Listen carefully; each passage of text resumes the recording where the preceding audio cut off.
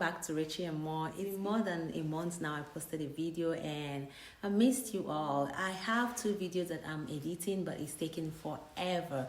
But I couldn't wait to finish editing these videos to talk to you all, so that's why I hopped in here.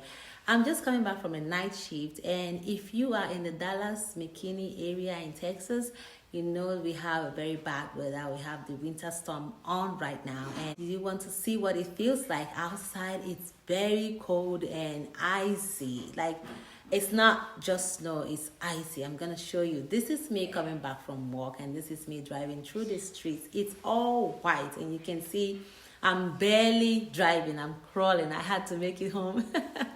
But anyways, how are you doing? I hope you're doing all right. Thank you for clicking on this video. I always say thank you. You know it. Thank you to all my subscribers. Lately, I've got some new subscribers, and I want to take this opportunity to say welcome to this channel. You are very welcome, and I promise you, you're gonna have fun with me in this channel.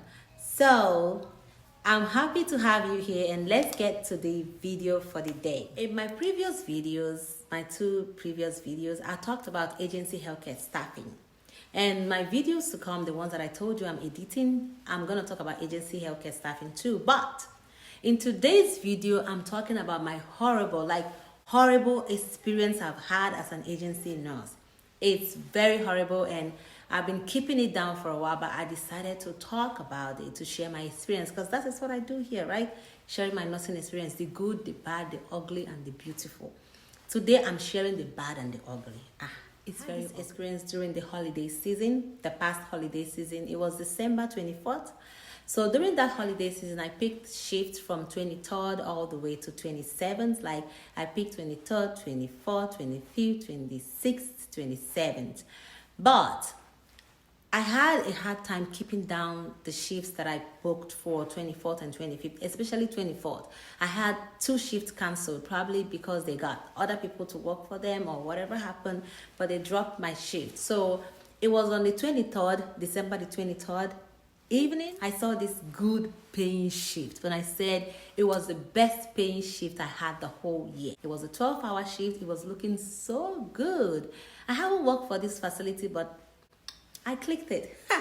I was so happy. I never knew I was in for a ride. Very horrible one. I met this nurse that worked there for 10 years, and she told me that before she hand over, we have to confirm that I'm really working in this unit. So she made some calls. My name was not on the schedule. That's why she made the call, and she confirmed. She had to look at to make sure that I'm working there before she handed over. So she confirmed the shift before she handed over. Now, my name was not on the schedule. I wrote my name on the schedule because she said, okay, the shift was picked yesterday. It's emergency. Maybe the scheduler or whoever makes the schedule didn't have the time to write my name. I wrote my name, signed it, and I wrote the agency that I work for. Now, I also took a picture of it as if I knew. Okay, she handed over to me. The unit had 32 residents, and I was told another nurse was coming. I took reports for 16 residents. Of those 16 residents, 4 of my residents were out with family because it's a holiday night. Then I was told another nurse was coming, but the nurse didn't come. 30 minutes after I took the shift report, the other nurse said, okay, I'm going to hand over to you two. Maybe another nurse is not coming, and that's why I said, okay, well, that was too much. 32 residents, I'm going to have to pass the meds and do everything for the night. I felt like it was too much, but then they paid good, and I felt, okay, maybe that's why they paid good or something. I don't know. Well, I was taking reports from the outgoing nurse when the nurse I was supposed to do the night shift with came in. So I had 16 residents, 4 were gone, and I had 12. Okay. So to cut the long story short, I had very troublesome residents that night. I had one that wouldn't sleep on the bed. She wants to sleep on the floor. We have to get a floor mat. And the CNA that I was working with told me it's normal for her. Another resident is diabetic, but she wants to eat all the sugar in the unit. And somehow they left the kitchen open. This resident had almost 40 sachets of sugar. She was going to take them. I have to take it from her. She got very agitated. It was a fight through the night. But anyways, I got through the shift. I went home. It was on the 24th. On the 27th, they paid me. I felt like everything was all right. And that was it. On the 29th, 10:45 p.m., I was just sitting at home and I got an email from my agency saying, your account have been suspended. Now I thought about it. Through my whole career as a CNA, as a nurse, I've never done a no call, no show. That is, I didn't show up for the shift, I didn't work the shift, but I submitted a timesheet that was signed and I got paid. That means I stole the money. I took the money for a shift I didn't work. Do you understand the weight of this allegation? Me, I spent the whole night in this facility, 12 whole hours. It took them 4 days to come up with a story. She didn't show up. Obviously, the facility didn't want to pay me. I thought about it again. I didn't show up? Really? I did not show up for the shift. And then the agency threatened to take back the money they paid me. They put my account on automatic negative. Now, I got mad with the agency because I told them, well, you should have called me and asked me, did you show up for the shift before you put my account on suspension? Now, if I didn't show up, why did it take them 4 days to realize that a nurse that was supposed to work on 24th didn't show up after 4 days? That was a very dumb play. Now, I called some colleagues that have been agency nurses for a while and I told them about this and they said, oh, girl, they do this to people. And they told me to pull up, go to that facility, talk to them. I had a situation at hand and I had to do something. First of all, I called the agency and they said, oh, we are investigating it. But the fact that they put my account on suspension without asking me, I wasn't satisfied with, we are investigating it. I called the facility I wanted to speak with the DON and she said, well, I can talk to you on a recorded line. This is my personal number. You can call me. I tried calling her a couple of times. She didn't want to pick up the phone. She didn't want to talk about it. And then I knew there was a foul play somewhere. I tried to call and call. I got the ADON, the assistant DON, and I told her about it. She said, oh, I'm going to talk to you later. She left. I said, you know what? I called the receptionist again. I said, I'm on my way. And then the receptionist decided to transfer my call to the person, the very person that is disputing my shift, the person that does the schedule. And I asked her, you went home, you slept with your family, you had a good time that night. I was awake. 12 hours of shift in your facility.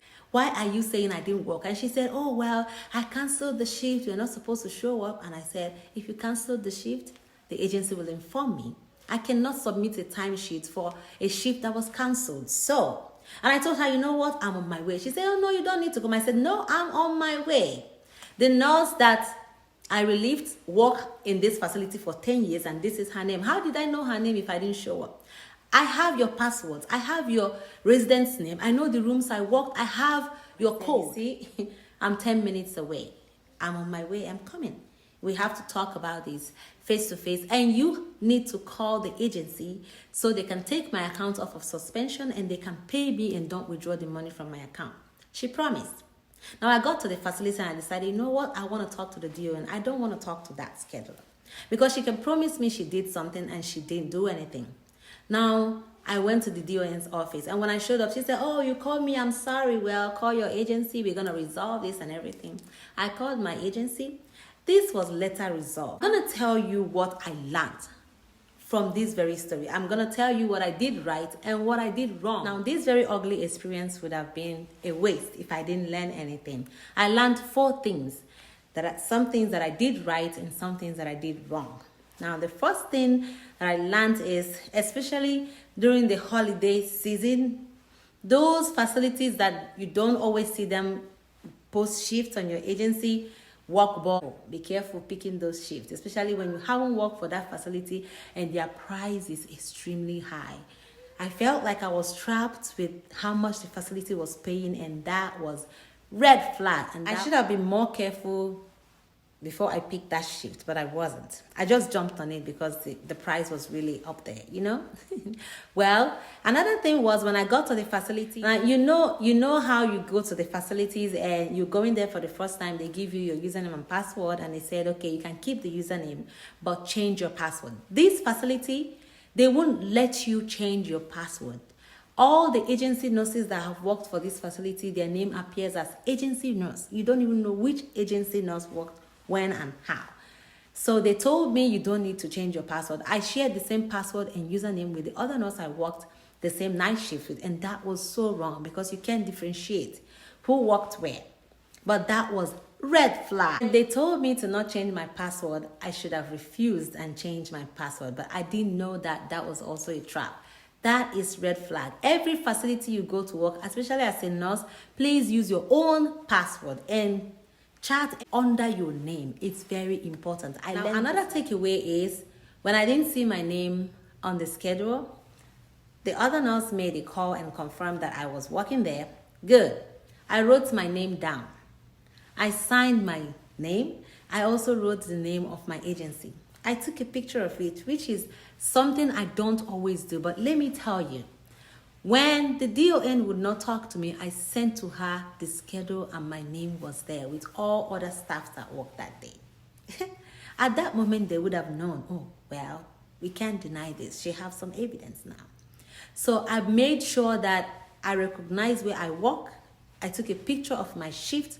Another red flag was their narcotic book. They don't want you to sign with your name. They want you to just sign a signature. Well, I also learned that I have to write my name even if I have to sign a signature. Every facility that I go, I make sure my name is on the schedule. I make sure I log in and I change my password. I also make sure I sign the narcotic book with my name. I just have evidence that I worked. I always take picture of the shift record for the day. This is a very ugly experience, but I thank God that after everything, my money was sent back to me and everything was settled amicably. But of course, I won't work for this facility again. If they are the only ones that have the shift on, I'll just go and sleep. I'd rather not work for them again. But this was very, very horrible. And I don't wish this for anybody, especially when you worked days, they paid you, you spent your money, and now they're taking the money back from your account. What a shame. What would you do if you had such an experience? I know there are a lot of bad experiences that agency healthcare workers are going through. You can tell me what's your worst nursing agency healthcare worker experience in the comment section. Tell me what you hated most. I have a lot more coming, but I just wanted to share this one because it was weighing down on my mind. Now, I'm going to be sharing more videos about agency and I'm editing them and they are coming. And again, I had my brows done. You see, I had some microblading done and it's been a couple of weeks now. How do you say it? I will post a video of my microblading journey, how I did it, where I did it, and what happened, and how I got to trust somebody to do it. So stay tuned. I have a lot coming on. I'm just taking my time to edit these videos. But anyways, have a nice time. And have you subscribed to my channel? Subscribe to my channel. Hit that notification bell. Let's have fun together. Let's talk about stuff. Did you know you watched the video to the end? Thank you. Thank you for being a part of this YouTube channel. Thank you for being a part of Richie and More. We can't do this without you. Thank you very much for your support. And take care of yourself and be good, be kind, be humble, and work hard because hard work pays, okay? I'm gonna see you in my next video. I have a lot more coming. Now I have to, let me go sleep. I'm very, very sleepy. I did a night shift and I'm still here. What time is it? It's 10:36 and I'm still here jumping around. Let me go and sleep, okay? It's high time I go sleep before I start losing my mind. Hug, hug, hug. Bye.